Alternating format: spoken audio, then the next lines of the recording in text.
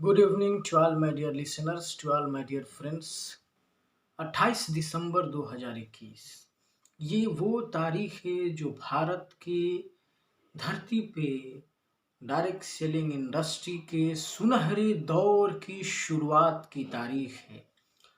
और मैं ऐसा इसलिए कह रहा हूँ क्योंकि 28 दिसंबर 2021 को भारत सरकार ने जो ऑफिशियल गैजेट होता है, भारत का राजपत्र होता है, उसमें एक नोटिफिकेशन इशू किया और डायरेक्ट सेलिंग इंडस्ट्री के लिए रूल्स एंड रेगुलेशंस को जारी किया है।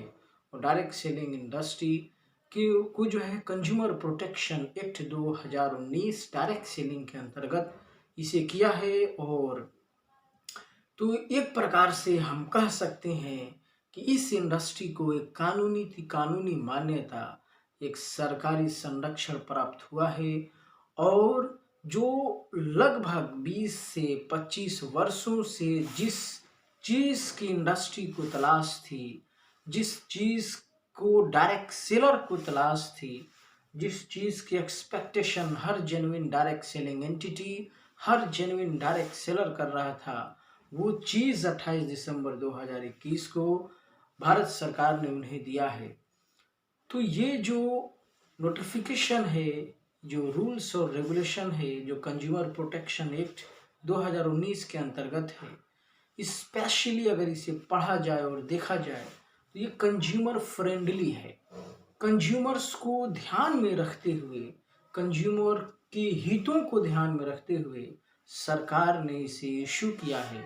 और ऐसा ऐसा क्यों किया है, इसके पीछे की बहुत बड़ी वजह है। चूंकि हम सब जानते हैं कि डायरेक्ट सेलिंग एक पवित्र, पाकीज़ा, एक होली बिजनेस मॉडल है और व्यवसाय है।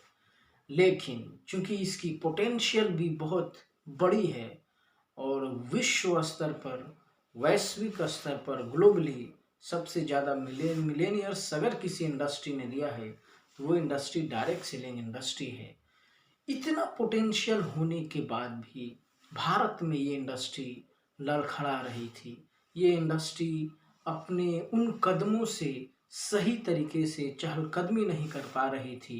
उसकी वजह थी pyramid scheme and money circulation.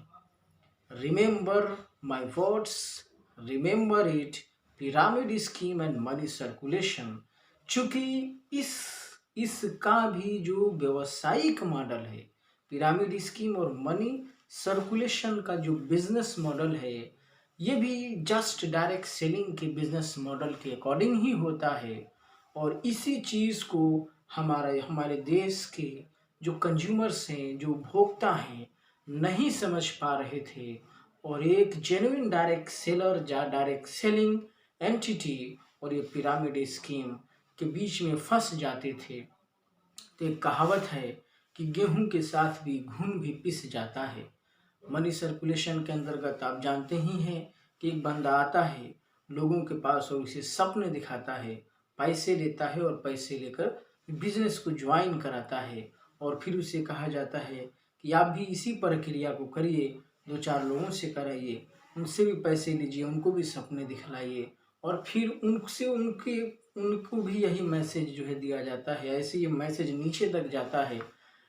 तो ये मनी सर्कुलेशन है। और अंत में क्या होता है, इसका रिजल्ट क्या होता है कि वो जो कंपनी है लाखों करोड़ों का व्यवसाय करती है और अंत में सारा पैसा लेके भाग जाती है। तो ये मनी सर्कुलेशन, तो चूंकि इसका भी बिजनेस मॉडल ठीक डायरेक्ट सेलिंग के बिजनेस मॉडल के तहत ही है, तो इसमें हमारा आम भोला भाला कंज्यूमर समझ नहीं पाता है। और जेन्युइन डायरेक्ट सेलिंग जो कंपनी है, जो डायरेक्ट सेलर है, उसे भी इसी तरह से, इसी निगाह से देखता था।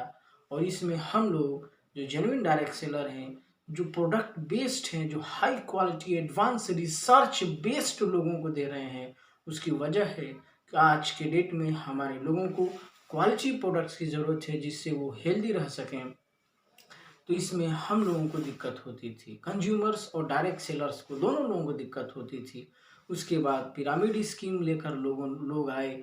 पिरामिड स्कीम के अंतर्गत रिक्रूटमेंट पे पैसा लिया जाता और साथ में उन्हें किट दिया जाता था, पैकेज दिया जाता था, जो जो वैल्यूएबल नहीं होता था, यानी जो पैसा दिया जा रहा है, मान लो अगर कोई बंदा आया और आपको बिजनेस में ज्वाइन कराया और 5,000 से ज्वाइनिंग कराई, 10,000 से ज्वाइनिंग कराई, और उस 5,000 और 10,000 के बदले में आपको जो रकम दी गई है वो सॉरी, जो आपको प्रोडक्ट दिया जा रहा है एक पैकेज के माध्यम से, वन टाइम यूज करने लायक है, और वो भी आपकी ज़रूरत का हो भी सकता है और ज़रूरत का नहीं भी हो सकता है।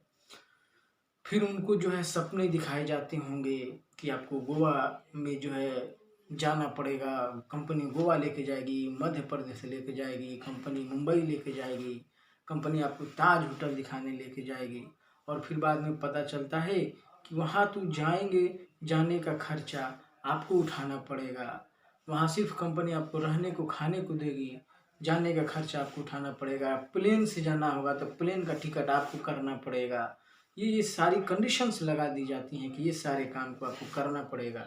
तो एक जो है कंज्यूमर इस चीज़ को ना कर पाएगा, ना वो जा पाएगा, तो उसका जो पैसा लगा है वो पैसा इस प्रकार से हम कह सकते हैं कि उस कंज्यूमर के साथ धोखाधड़ी हुई, चीट हुई। तो गाइस, आसान और सरल शब्दों में मैंने आपको समझाने की कोशिश की पिरामिड स्कीम और मनी सर्कुलेशन। तो इन दोनों लोगों की वजह से, इन दोनों लोगों की धोखाधड़ी की वजह से जो जेन्युइन डायरेक्ट सेलिंग कंपनी है, जिनके प्रोडक्ट्स की ज़रूरत भारत के प्रत्येक नागरिक को है, न सिर्फ भारत के प्रत्येक नागरिक को, बल्कि इस धरती पे जन्म लेने वाले हर नागरिक को उन प्रोडक्ट्स की ज़रूरत है, जिससे वो अपने आप को एक अच्छा हेल्थ मेंटेन कर सके, न सिर्फ अपना बल्कि अपने आने वाले परिवार को, अपने जनरेशन को। और साथ में एक जेन्युइन डायरेक्ट सेलिंग कंपनी आपको एक बिजनेस भी देती है। तो जो बंदा इंटरेस्टेड है, जिसके नेचर को direct selling business model suit करता है, वैसा बंदा इस व्यवसाय को कर सकता है और करता भी है, और पैसिव इनकम के कॉन्सेप्ट पे पहुंचता है, एक अच्छा इंसेंटिव कंपनी से रिसीव करता है। तो एक जेन्युइन डायरेक्ट सेलिंग कंपनी और जो हमारा कंज्यूमर है, ये दोनों पिरामिड स्कीम और मनी सर्कुलेशन की वजह से बीच में फंस जाते थे, और बहुत ही ज़्यादा चैलेंजेस को फेस करना पड़ता है, निगेटिविटी को फेस करना पड़ता है मार्केट में, फील्ड में। तो वाइज 2016 से we are demanding through IDSA and all the responsible body and responsible personality related to the direct selling industry are demanding to the government of India कि sir please give us the law, हमें कुछ दीजिए, कुछ कानून दीजिए, कुछ सरकारी संरक्षण दीजिए, कुछ सरकारी मान्यता दीजिए। तो अंततः भारत सरकार ने इस कोशिश को स्वीकार किया और 28 दिसंबर 2021 को भारत के राजपत्र में नोटिफिकेशन इशू करके डायरेक्ट सेलिंग इंडस्ट्री के लिए, डायरेक्ट सेलर्स के लिए रूल्स एंड रेगुलेशन दिए हैं। और सबसे important point, the most important point of this gadget is the pyramid scheme and money circulation is completely band in India. इसको बैन कर दिया गया है। मनी सर्कुलेशन और पिरामिड स्कीम में multi layered network of subscriber होता है, और वहाँ जो भी इंसेंटिव होता है वो रिक्रूटमेंट बेस्ड होता है, पैकेज बेस्ड होता है। But the direct selling industry में ये होता है कि multi layered network of direct seller होता है, और यहाँ जो इंसेंटिव होता है रिक्रूटमेंट पे नहीं होता है, ज्वाइनिंग पे नहीं होता है, सेल पे होता है, रीपर्चेज ऑफ द प्रोडक्ट। ये कंज्यूमर जब एक ही प्रोडक्ट को बार बार परचेस करता है, उस परचेस की वजह से कंपनी को बेनिफिट होता है, और कंपनी उस इंसान को इंसेंटिव देती है, जिसके माध्यम से कंपनी का व्यवसाय बढ़ रहा है। तो ऑल माय डियर फ्रेंड्स, ये जो गजेट है, ये जो नोटिफिकेशन है, इसकी चर्चा वन बाय वन, एक एक क्लॉज पे, 13 क्लॉजेस में वन बाय वन एक एक क्लॉज पे इस पे चर्चा मैं करूँगा। इसी चैनल पे आपसे हर क्लास की हर इसमें जो 13 जो पॉइंट्स हैं, बिंदु हैं, जिसको सरकार ने दिशा निर्देशित किया है, उन सब को जो है वन बाय वन करके मैं डिस्कस करूँगा, आपको बताऊँगा, ताकि एक पॉजिटिविटी जो है समाज में जा सके, ताकि एक आम भारत का नागरिक भी डिफरेंशिएट कर सके what is the genuine direct selling company and what is the pyramid scheme and what is the money circulation. तो गाइस इस वीडियो में फिलहाल इतना ही। वेट करिए, in upcoming days very soon I'm going to discuss each and every clause of this notification and इसी channel पे सारे videos publish होंगे।